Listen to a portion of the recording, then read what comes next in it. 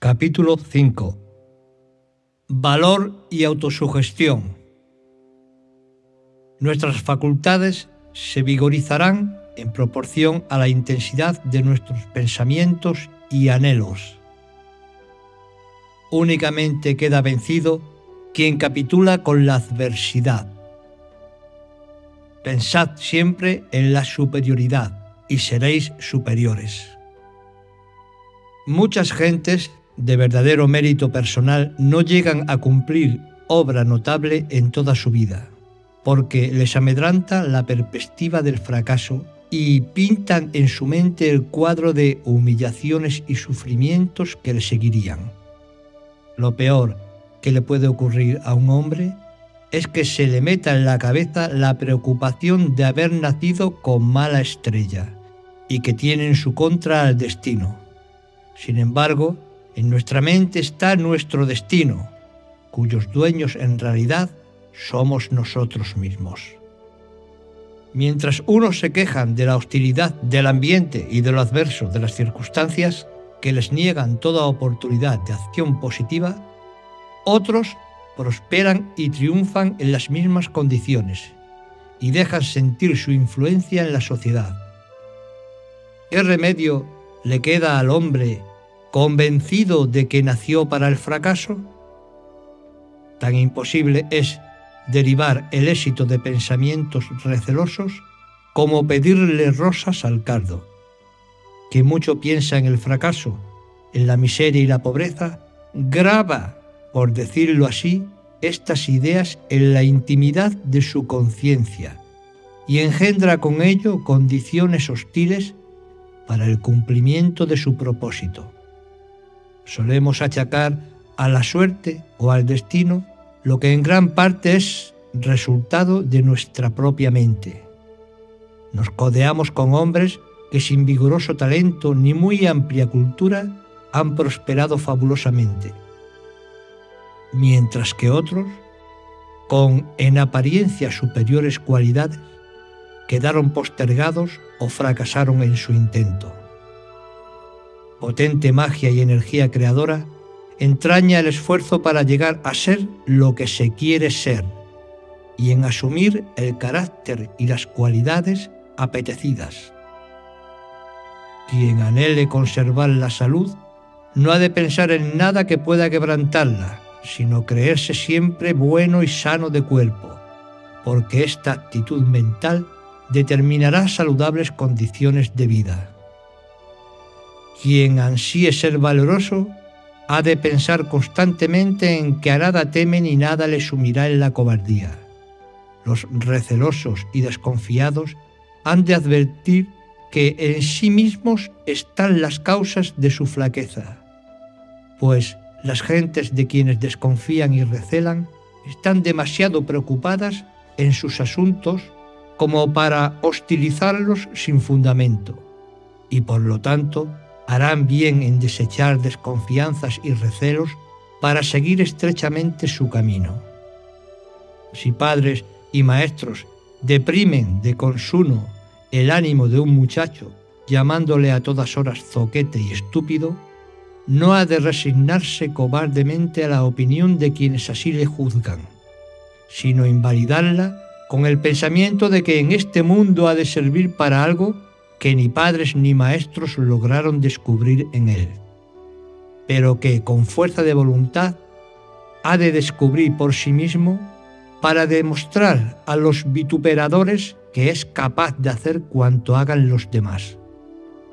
La autosugestión es una fuerza valiosísima para formar el carácter y dirigir la conducta, cuyo contraste efectúan sigilosamente nuestros amigos y conocidos cada vez que nos encuentran y con nosotros se relacionan, al observar si hemos mejorado o empeorado desde la última entrevista.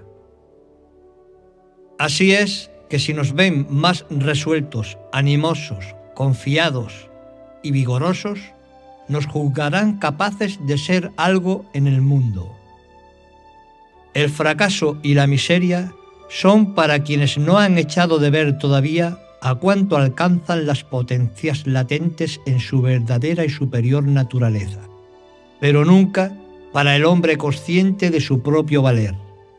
Todo joven ha de tener la seguridad de que el mundo le reserva un lugar honroso y ha de prepararse para ocuparlo dignamente, sin pensar jamás en que ha de quedar postergado, pues todo efecto real o negativo tiene su correspondiente causa en el estado mental. El pensamiento es una fuerza que, bien dirigida y aplicada, establece condiciones favorables, pero en caso contrario, adversas. No obstante, su incoercible sutilidad son estas fuerzas lo suficientemente agudas para cincelar, pulir, limar, bruñir y ajustar continuamente nuestro carácter. Nadie escapa a la acción de su pensamiento. Todos somos tales como nuestro pensamiento es. Según dice un filósofo, el meollo de todo deber humano está en la pureza y rectitud de la mente. Lo mismo enseñó antes el apóstol Pablo, al afirmar que los buenos pensamientos tienen sobrada eficacia para rehacer el carácter y mejorar la vida, por lo que siempre hemos de pensar en lo verdadero, en lo honesto, en lo justo, amable, puro y virtuoso. Nos dice el apóstol Pablo que pensemos siempre en estas cosas, no con la fugacidad del agua al pasar por un cedazo, sino deteniendo nuestro pensamiento en ellas por medio de la meditación y la contemplación, hasta que, asimiladas a nuestra conducta, se concreten en costumbre y gobiernen la vida. Por el contrario, los malignos pensamientos de impureza, odio, venganza, discordia, envidia y demás pasiones malean el carácter, pervierten la conducta y desmoralizan la vida. El pensamiento delictuoso engendra al criminal. El pensamiento torpe engendra al libertino. Nadie puede sustraerse a sí mismo doquiera esté y doquiera vaya. Siempre nos veremos circuidos de nuestro horizonte mental, asediados por nuestros ideales y bajo el influjo de la autosugestión. Si mis pensamientos son ruines, viviré en un mundo ruin. Si mi mente se coloca en actitud sórdida, fría y antipática, me incapacitaré para gozar de más amplio y dilatado mundo en que otros vivan, porque la mezquindad de mi esfera mental no podrá establecer contacto con él. Si mi conducta es vil y despreciable, quedaré encerrado en el angostísimo horizonte de mis viles y despreciables pensamientos. El hombre de viciosas costumbres, que mira el mundo tras las rejas del calabozo en que le han preso sus malos pensamientos, no puede quejarse de la soledad y miseria en que se ve, porque su propia voluntad echó el cerrojo de la celda. Pero, si bien no podemos sustraernos a nuestra atmósfera mental, podemos transmutarla si logramos alterar la índole y calidad de nuestros pensamientos y, por consiguiente, nuestra actitud mental respecto de la vida. Es ya una verdad científicamente demostrada que las víctimas de hábitos viciosos acabarán por redimirse de su vergonzosa esclavitud si se lograse evitar que pensasen en su vicio dominante. ¿Cómo es posible que podamos desplegar todas nuestras fuerzas cuando el temor, la ansiedad, el tedio, el desaliento y la melancolía consumen inútilmente las 3/4 partes de nuestra energía mental? Es preciso limpiar la mente de enemigos, so pena de que nos roben vitalidad y energía. Uno de los mayores enemigos de la dicha humana es el rencoroso sentimiento de venganza, que muchas veces no se funda en razón alguna, sino en meras sospechas o recelos de haber recibido agravios de quien por lo mismo miramos como encarnizado adversario, al que es preciso aniquilar. Al principio no eran acaso tan hostiles los intentos, pero el sentimiento de venganza que el rencoroso albergó en su mente fue creciendo hasta desbordarse y estallar en sangriento crimen. Por imposible que parezca, no cabe dudar de la primordial valía del pensamiento rectamente aplicado para acrecentar nuestra eficacia. Aunque la mayoría de las gentes obren por rutina, sin detenerse en pensar en lo que hacen, debemos sobreponernos a su vulgar nivel y proceder conforme a la ley moral, cuyos preceptos nos dicta la voz de la conciencia cuando queremos escucharla.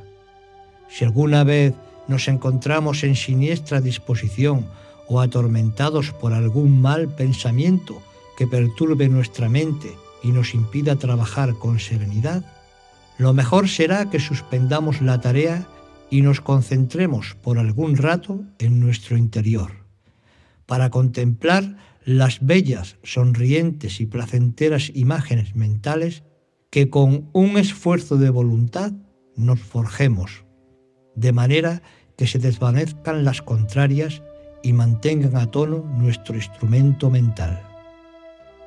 Otra excelente regla de conducta es no dar a las menudencias y fruslerías la importancia que en sí no tienen, porque la vida es demasiado seria para consentir que las contingencias de escasa monta nos atribulen y quebranten nuestro equilibrio mental. La verdad es que aun cuando al hombre cuyo altísimo destino es dominar las fuerzas del universo no le cuadra descomponerse ni sulfurarse por tonterías que no valen la pena, solemos a veces intensificarlas con nuestras interperancias y arrebatos, hasta el extremo de provocar dolorosas consecuencias. Hemos de refrenar los impulsos de ira, de cólera o indignación, en cuestiones subalternas que no menoscaben la integridad moral de nuestra conducta, recurriendo en tales casos como soberano remedio a la interrupción de la labor que tengamos entre manos, a fin de que el reposo al aire libre apacigüe el ánimo y nos permita volver al trabajo con la viril entereza del hombre dueño de sí mismo. Entonces veréis que no es tiempo perdido el empleado en recobrar el equilibrio y reponer vuestra armonía mental, de forma que os permita acometer con éxito lo que antes os pareció imposible. El mejor medio de actualizar eficazmente nuestras buenas cualidades es representárnosla de continuo, como si ya las tuviéramos del todo vigorizadas, y tratarnos a nosotros mismos como trataríamos a un hijo de quien esperamos grandes cosas. Siempre que comencemos alguna obra o acometamos alguna empresa, hemos de resolvernos a cumplirla lo mejor que podamos, sin retroceder por muy formidables que al principio nos parezcan los obstáculos. En estos casos conviene valernos de la autosugestión, repitiendo frases de aliento, máximas célebres, sentencias famosas, proverbios morales y trozos poéticos, que influirán en nuestro ánimo con toda la energía espiritual que entrañan sus palabras. Pero lo más notable y de mayor eficacia en el procedimiento autosugestivo es conversar con nosotros mismos. Conversar con nosotros mismos, entablar un soliloquio con nuestra conciencia y examinar detenidamente nuestra conducta, para recriminarnos los defectos con el firme propósito de enmendarlos, de modo que por alquimia espiritual se transmuten en virtudes. Cuando advirtamos que no cumplimos estrictamente con nuestro deber, que hemos cometido algún error o torpeza en el trato con los demás, que nuestro ánimo decae y nuestra voluntad desmaya a los embates de adversas circunstancias, nos será muy provechoso explorar nuestro interior y reprendernos como hiciera el más severo maestro. Después de execrar nuestra mala conducta, hemos de resolvernos a su enmienda y mejora, restableciendo, desde luego en toda su fuerza y vigor, los ideales que perseguíamos antes del desaliento o de la caída, prometiendo vigilarnos en lo sucesivo muy de cerca y orar en el secreto de nuestra conciencia para no ceder de nuevo a la tentación. Hemos de sugerirnos, por otra parte, el convencimiento de que somos capaces de obrar mucho mejor que hasta entonces y de cumplir nuestros cotidianos deberes con tal firmeza que al llegar la noche sintamos la conciencia más tranquila que nunca. Alentémonos con la esperanza de redención.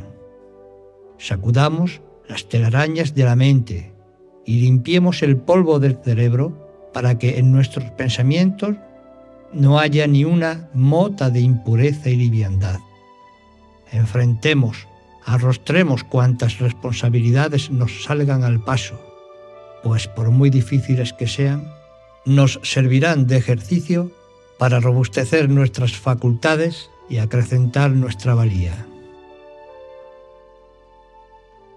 No esquivemos nada de cuanto pueda intensificar nuestra vigorosidad.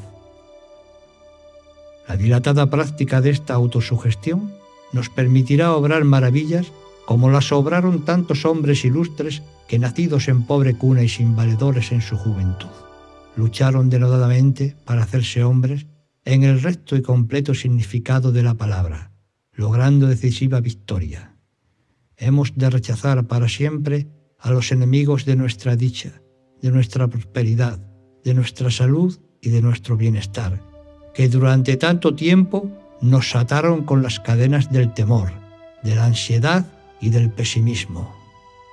El miedo es propio de chiquillos y de cobardes, no de hombres enteros y animosos.